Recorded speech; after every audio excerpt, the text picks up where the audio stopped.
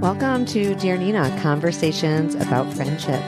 I am your host, Nina Badson. I've been writing about friendship for almost 10 years. Hard to believe that. And I've learned so much along the way.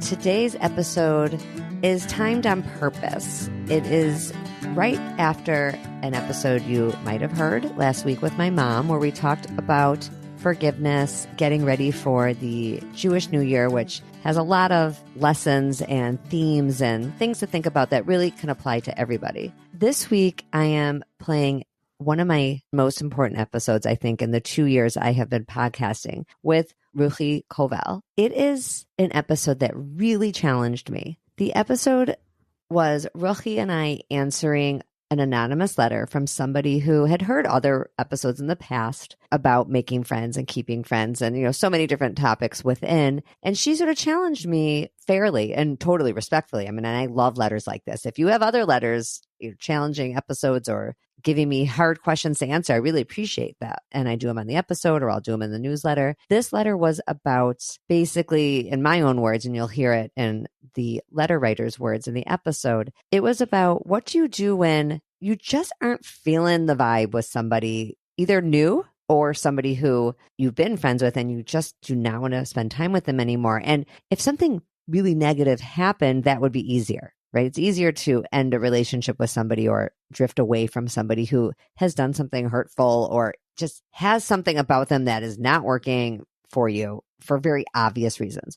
When it's something less obvious, it's just like the chemistry is off for whatever reason. That's much harder. What do you do when someone clearly wants to be friends with you and you just aren't into it? It may just be that you don't have time, but usually if it's somebody that the chemistry is wonderful with, you just make time. That's what we do. We wedge people into our lives, just as people have wedged us into their busy lives when we've moved to new places or started a new job or for whatever reason have been in a new environment.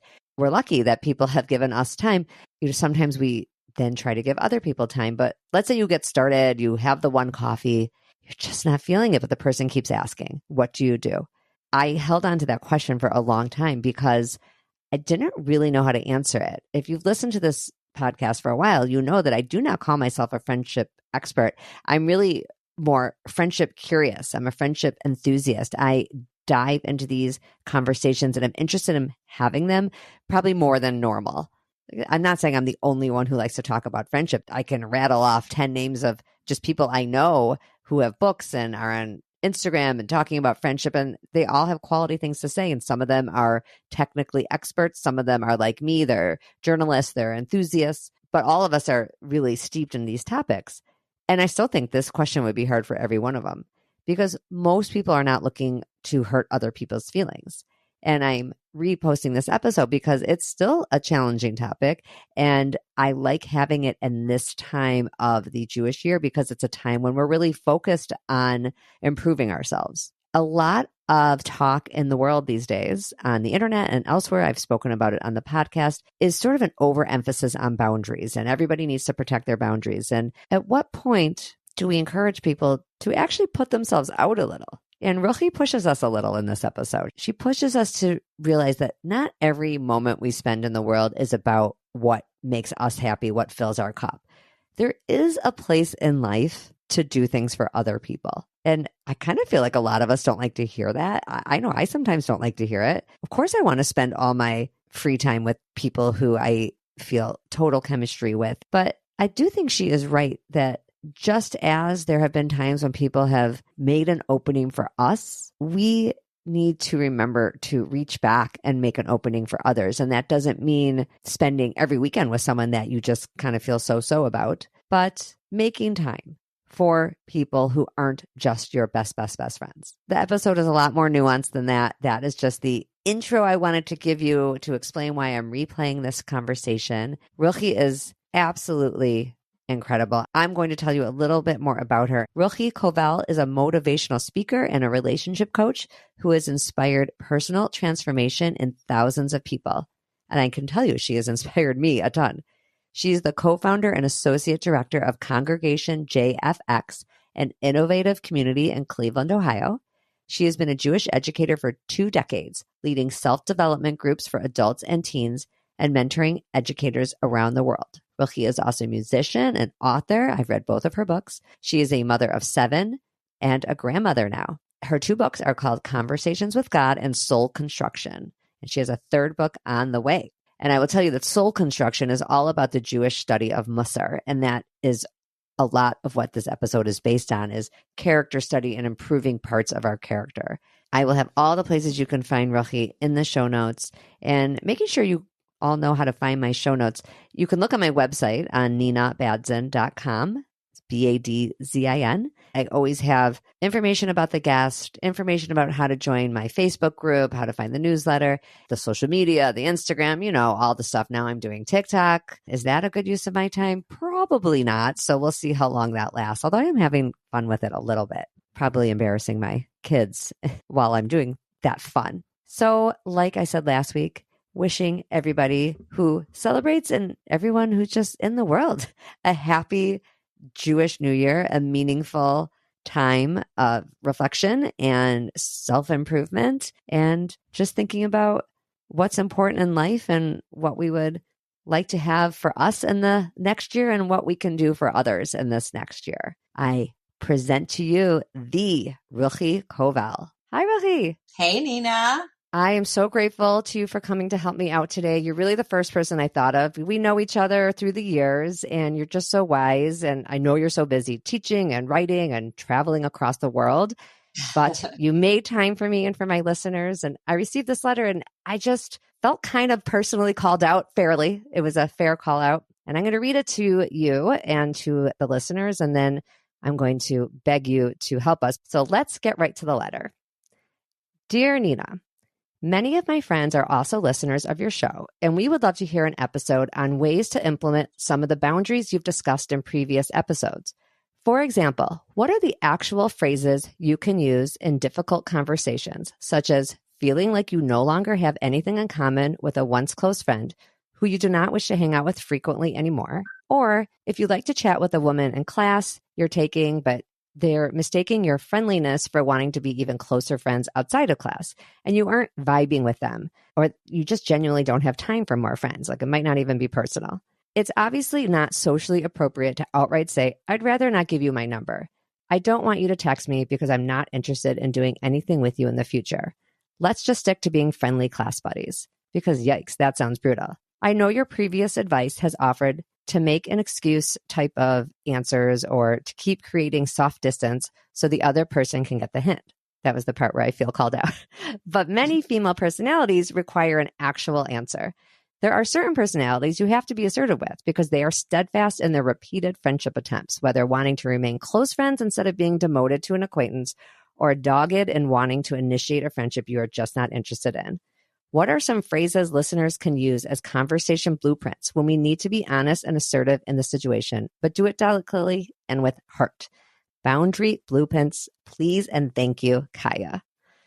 Ruchi is so hard. I just want to be awkward and passive aggressive forever. Not passive aggressive, but busy. I want to just be quote unquote busy. And I hear the listener's plight here that that only works if the person takes the hint. Yeah. And I think the person who's writing this is also struggling with their own authenticity, not wanting to constantly lie. But yeah, when I originally read this letter, I did get a bit of a pit in my stomach. This is a toughie, and it happens all the time. So thank you for having me. I'm very thrilled to be here. As you mentioned, I'm a Jewish educator. And so I look at every situation, or at least I try to look at every situation through the lens of Jewish values and of Jewish ethics. And particularly the study of Musar, as you mentioned, which my book is about, is basically about studying our own character traits and trying to become better people through analysis and improvement of our own character traits. And I want to interject and say you do not need to be Jewish to benefit from these lessons. I mean, they're really things that every single human being, any kind of religious background, no religious background could benefit from, because we are all, most of us, trying to not be jerks, basically. I mean, that's what the letter, she's saying. I really don't want to be friends with this person, but I don't want to be a jerk about it. Yeah. And I totally agree. This wisdom is for anybody. So when I was trying to think about this question, a number of character traits or values came to mind that are at play here. The first one is kindness. right? Because we want to be kind to other people. But by the same token, we don't have time to be kind to everybody all the time. And the kindness has to work for us as well. The other value that came up for me when I was thinking about it was the value of honesty. We do obviously value honesty, but by the same token, another value that comes to play is the value of promoting peace. We don't want to hurt other people with our honesty. So sometimes the wisdom of Muster will teach us that it's better to actually edit your truthfulness for the sake of peace. So these are some of the values that floated to the surface when I was sort of analyzing how I would handle a situation like that.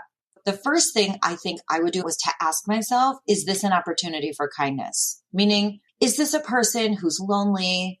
Is this a person who's new to town? Is this a person who doesn't have very many friends? And if so, the same way I might give a charitable contribution for a cause for the needy, maybe this could be viewed not as a friendship opportunity for me necessarily, meaning maybe it doesn't like fill my tank in that way, but maybe that's not what this opportunity is about. Maybe it's about doing an act of kindness for another person. And I think sometimes we get overwhelmed because we think to ourselves, oh gosh, I don't have time to be friends with this person. Like we're sort of envisioning weekly get-togethers and bestie, reunions. It doesn't have to be that. We could go out for coffee once and I could say to myself, you know what? I'm going to give this person 2 hours of my day. This is my act of kindness. Now, of course, it has to be done mindfully because nobody wants to feel like the object of someone else's pity. So it has to be done with a certain degree of genuineness, but it could be that this is just an opportunity to do a good deed for somebody who needs it. And I don't have to commit to doing things all the time. I could commit to one thing and then see. The person might not take it to the next level. I mean, they might, but they might not. Right. They might not feel the chemistry you fear that they're going to feel. I do feel that it's nice to give people a chance if you can. It is hard to not do the one time. And if they don't take the hint, because listen, by the way, backing up, if someone takes the hint, if you really feel like you're too busy and you kind of make it hard to make plans, if you're the person on the receiving end of some kind of invitation and you make it difficult, I can't do this date, or I can only do evenings or whatever it is, that might genuinely be that you really can't get together. But if you're kind of purposely making it a little difficult, I still think that's a good first try. If you really just like she said, not vibing, sometimes you just get like a funny feeling or whatever. I still advocate everything I've said in past episodes because I do think it's a kindness to not even necessarily get started if you're just already set on it. But if they don't take the hint, I agree it would be not the worst thing to at least go once. In addition to that is a bit of a mindset shift. Maybe I'm not doing this to fill my friendship tank. This is not what I need right now, but this is something that I'm doing to fill another person's tank. And to look at it as a short-term investment, a short-term commitment, instead of getting overwhelmed. Sometimes we spin out of control. I'm like, well, if I do this, then this is going to happen. This is going to happen. And we sort of create this whole mountain of maybes. So maybe just to look at it as like a one-shot deal. I'm going to try this. Don't look at it as a first date. Just look at it as a date. That's an important point, and it really cannot be overstated that having coffee with someone, one dinner, one protein shake after a workout class does not mean you're inviting them to your 50-year-old birthday party. Exactly. So that's one thing. As far as the degree of honesty that you want to interject into this new relationship, I think it really depends on the other person. And since in this scenario, this is not a person that you know very well, so you don't really necessarily have a good sense of how they're going to take your honesty or lack thereof. When it's somebody that you know very well, you could say to yourself, look, if I say this, they're going to take the hint. Or if I'm honest, they'll understand. But, this is somebody you don't know. So you don't know. Can they handle my honesty? Can they not handle my honesty? But this is where the values of truth and peace sort of come to war with one another. The idea from my approach is that peace should always come before, not always, but usually come before truth. So that if you're not sure if another person can handle your truth, then it's much better to fudge the truth for the sake of peace. I would say, oh my gosh, I've got so much going on right now. I'm so busy. And you know what? That doesn't even necessarily have to be a lie. We are busy. We're busy. We're all busy. We're busy with other things. Sort of in parentheses is, well, if it were my bestie, I would make time. But that doesn't mean you're not busy. And it could even be a small degree of honesty. So the writer was looking for a specific word or phrase. I wonder if a person could even say, you know what? I've got so much in my life right now. I do not have the bandwidth for this. I'm so sorry. You seem like a lovely person, but I'm just so overwhelmed. Like, make it about you. And that's sort of telling them that they're not a priority without telling them that they're not a priority. They don't have to know that if it were somebody else, you would shoehorn them into your life. I don't see how somebody could misunderstand that. That's pretty direct. That's pretty direct in a good way. I think it's direct in a completely non-personal way. It would be hard to say for a lot of people. Probably would be hard for me to say, but I think I could. And hopefully Kaya, who wrote the letter, and her friends who are looking for a blueprint, it is somewhere between that really direct thing that they realize they can't say, which is, I am not interested. Like, you just can't say that. I think we both agree. And she knew that in the letter. And I don't really think you have to lead with that. You know what? You could start out, like you said, by being like, okay, this Saturday night is crazy. Oh my gosh, I'm traveling this week. And then they're already sort of getting the sense that your life is a bit overwhelming. So you don't have to start out at the first request by saying, I'm too overwhelmed to allow you into my life right now. A lot of people are not that tone deaf. I know for me, if somebody starts making excuses, eventually I'll be like, yeah, I just don't think they're into it. And I'll feel embarrassed and uncomfortable and I'll stop asking. So it's true. Some people are not going to take the hint, in which case this might be a plan B. I'm not saying that this would be like a plan A to be that direct. I had a situation about 20 some years ago when I moved here, and I was asking somebody for plans, and it took me a minute. I didn't get the hint immediately, but I did get it. It like gives hope to people out there that are trying to let someone down. People do get it, even if they don't get it right away. So I think I offered a date. No, that doesn't work. I offered another date. No, that doesn't work. I offered another date. This is all in the same conversation. So sorry, that doesn't work. I think I even was like, do you think anything this summer? I mean, when I think of my desperation, she really said, nothing this summer is going to work. Something like that.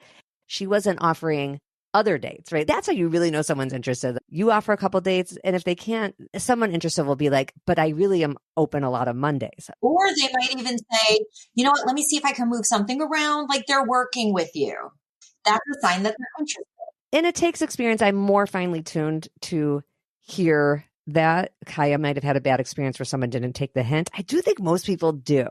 But Kaya brought up another type of scenario, and that is you have a friend already, and you're kind of ready to bring that friendship down a level. She called it demote. I probably have used that language in other episodes because my point on that was probably we don't need to end every connection. It's not necessary to sever every bridge. Sometimes we just make the friendship come down a level. More times than not, that's like a mutual thing. If the chemistry is not there anymore as much, sometimes that's on both sides. That's why it feels that way. But Kaya again is bringing up, well, what if it isn't? What if the person's like, why are we not talking? This is what I'm picturing is she's getting texts from someone, I never hear from you. We don't talk as much anymore. Why are we not hanging out?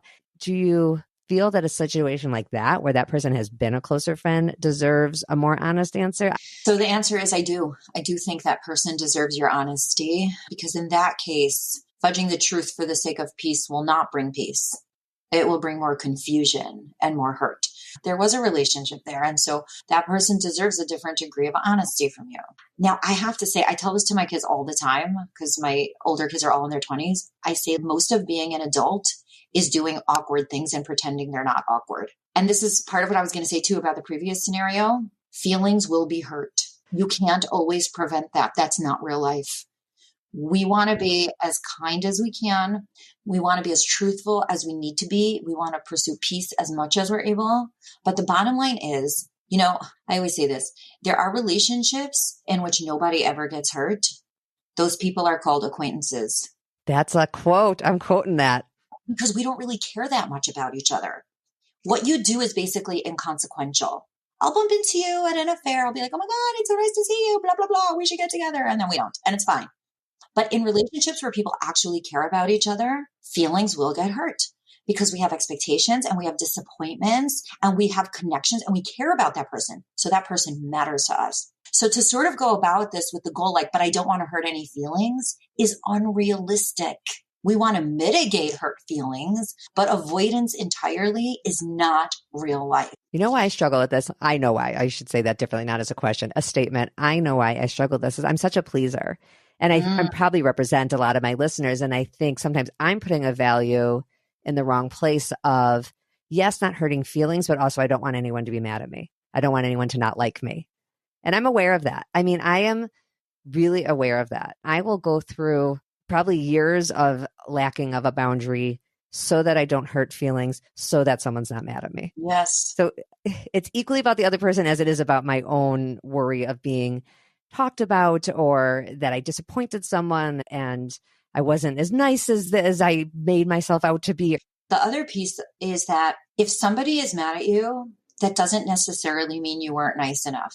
It means they're mad at you. If we need to have that conversation with a friend in terms of the demotion, so to speak, right? So if we're looking for phrases to use, and I completely agree, this is a very difficult conversation to have, and it will be awkward and it will be uncomfortable and feelings will be hurt. Okay. But I would say something like this. I know that we had such a beautiful connection and such a beautiful friendship. And I just sort of feel like, and I really hope that I'm not hurting you, because that is not my intent at all. In fact, the only reason I'm being honest with you is because I care about you and I'm not going to lie to you. I just feel like over the years, we've sort of gone our separate ways, and I don't feel like we have that connection anymore. And so, I mean, tell me how you feel. Tell me how you see it. Do you feel that as well? You know, because sometimes friendships just change over the years, and maybe that's okay. Oh, that was good. I do think it'd be hard. And I want you to know that I'm like sweating a little bit, even thinking about this conversation. Me too, sweating. That's why we almost need a script. I have to tell you, I have a friend who was my friend from childhood. She lives now in the same community where my parents live, which is not where I live.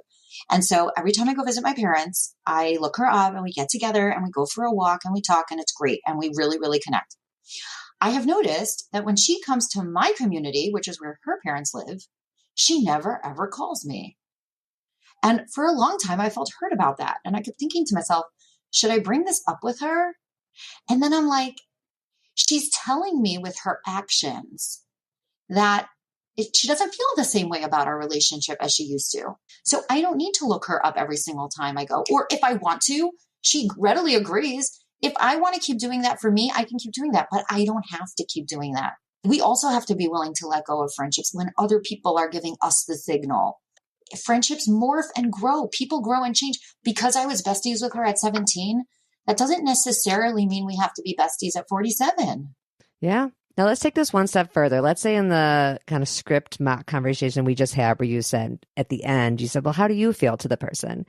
And what if the person says, well, I would like to work on it. I agree with you. We haven't been spending as much time together, and I think we should make the friendship a priority. That's where I wonder if Kaya, the letter writer, is feeling stuck. Let's say the other person is more interested in wanting to get back on track or get closer again. I think a person also has to ask themselves, how much of a toll is the relationship actually taking on me? Meaning, if a relationship is unhealthy or hurtful, I think that's very different if I'm just not in the mood anymore. Because, you know, you could ask yourself, like, what is this really going to take out of me? An hour a month? So what happens if I invest an hour a month? Maybe emotionally, I can let myself off the hook on this relationship. But if this person still wants to hang out, you know, how much do I dislike it? Because I think there's a range. There are relationships that are bad for me, and then there are relationships that are just mildly inconvenient. If the other person really wants to work on it and it's not taking that big of a toll on you, again, maybe this is just an opportunity for kindness. I was just going to say, that's where kindness comes in over what value would it be over truth, right? Kindness over truth in that case. Or even one could say selfishness. I have my selfish needs. I'm not in the mood of this friendship. And I'm not saying that it's selfish in a bad way. I'm just saying self-focused as opposed to other-focused. This is hard stuff. I think one of the most important things you've said, and you say a lot of important things, is just this acknowledgement that feelings do get hurt when you're in relationships with people. If you would think about anybody in your life who actually matters to you, chances are that person has hurt your feelings at least once. Oh, this is hard stuff. The main thing we're talking about here is boundaries. That's what Kai is looking for. And I think we're taking it a step beyond her letter, which is there are boundaries that are important and necessary. And then there's also kindness, and just finding a way to balance those two things is hard, which is why I probably haven't had a great answer to it in previous episodes, because I think I've been in denial of the fact that sometimes feelings do get hurt. If the goal is avoidance of that, then a lot of important things are not going to happen. I wanted to bring up something you said in your book, which I think is really relevant here to this balance that we're trying to strike between honesty, the value of being honest, but also kindness and peace and all of this. And you say that people are put into our lives for a reason. Those aren't your exact words. That's what you were talking about in the chapters on page 46. And then your exact words were, somehow their souls and ours needed to intersect. We are the exact friend, acquaintances, or relatives whom they need in their lives for their soul's journeys. And they are the exact people whom our souls need, at least for a short time, in our journey as well. Aren't you happy to hear your own words like that? Because that is what we're saying here, isn't it? Yeah, I literally just taught that this morning in a class. And it's very relevant because, again, the title of this episode is going to be something along the lines of when the desire for friendship is not equal, which works both in the new friend concept and in the someone wants to demote an already close friend concept. That's very hard when the desire isn't equal, but that mindset of maybe this person is here to teach us something, or maybe it's that we are there to teach them something. Like sometimes it is just about giving, but within reason. I wrote after that just in my own notes, but ... boundaries. Because I know that's what Kaya and gang are asking for. They're asking to preserve their own boundaries. I know that there has to be some space to not feel like you have to give all your time to other people. Yes. So it's very interesting. Judaism generally advocates to give 10% of what you have away to others. And that's recommended in terms of income. There is a concept of giving 10% of one's income to charity. And it's also understood in terms of time, giving 10% of your time back to the community or to the universe. So I feel like we look at friendships in terms of what fills us up. Like I will surround myself with the people that I need in my life who serve a purpose for me. I'm not saying that in a mercenary way. I'm just saying that's typically what we do. My friends are the people that I enjoy being with, that I love, right? What if 10% of our friend time could be a donation for the greater good? Because there are times in my life where I've been needy of friendship, and you shared a time in your life where you were needy of friendship. What if somebody was just nice to us because we were needy, not making us feel like a pity project, but just giving us time because we needed time? So maybe, again, it's just like a little bit of a mind shift. Maybe this person is in my life so that I can become a generous human being and that I could be a giver. And there were people who were nice to me when I was needy. And so maybe I'm just paying it forward. I'll be nice to someone else who's needy. Sometimes there are people who are socially awkward. They don't really have a lot of friends. And they just need a friendly face. Clearly, if they're going to monopolize all our time or our mental energy, that would certainly be a place for boundaries, right? But, barring that, I'm all for boundaries. But I think in some cases, boundaries have large space in some people's lives where it's always about boundaries. So again, we're looking for sort of a nuanced and balanced approach to these things. I can be nice to that person in a way that still works for me, in a way that doesn't take over my life. But it's, again, sort of a mind shift. Okay, this person is in my life for a reason. What might that reason be? Might that reason be that I can be a giver? Right now, I can do an act of kindness for this person.